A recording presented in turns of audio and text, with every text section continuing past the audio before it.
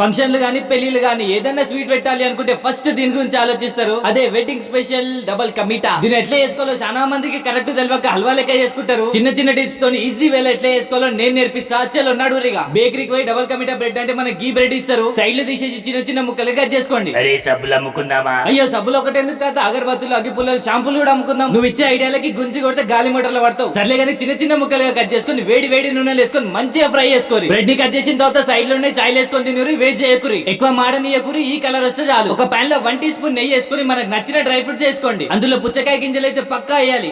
ఏం కాయ? గుమ్మడికాయ. సార్ తింటావా నువ్వు?